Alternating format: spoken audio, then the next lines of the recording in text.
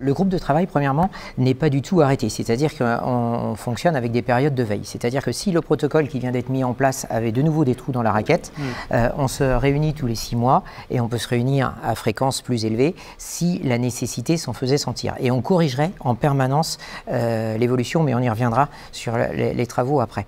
Concernant le contrat de maintenance, la position du syndicat, du SINASAF dessus, c'est simple, c'est qu'une colonne, un prestataire. Pourquoi une colonne, un prestataire? Tout simplement, lors des contrôles que l'on fait d'entretien sur un 3CEP, il y a la partie colonne elle-même avec le contrôle de vacuité et le nettoyage du siphon, et il y a la partie individuelle dans le logement, c'est-à-dire qu'il y a la partie entretien de chaudière et la partie contrôle du clapet anti-retour qui se trouve au-dessus de la chaudière. Si pour une raison quelconque, un clapet était amené à se défaire et à tomber en pied de colonne, si ce n'est pas le même prestataire qui fait les deux, le prestataire de la colonne va trouver ce clapet sans jamais savoir à quelle chaudière il appartient. Et ça veut dire qu'on va se retrouver avec une chaudière qui va fonctionner sans clapet, ce qui pourrait créer des défauts.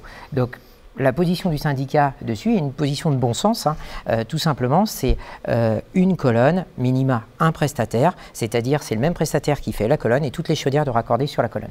Sinon, la deuxième problématique qu'on pourrait avoir, c'est du ping-pong, c'est-à-dire que le jour où il y a une chaudière qui va tomber en panne pour un défaut d'allumage, par exemple, le prestataire de la chaudière va dire que ça vient de la colonne et celui de la colonne va dire que ça vient de la chaudière.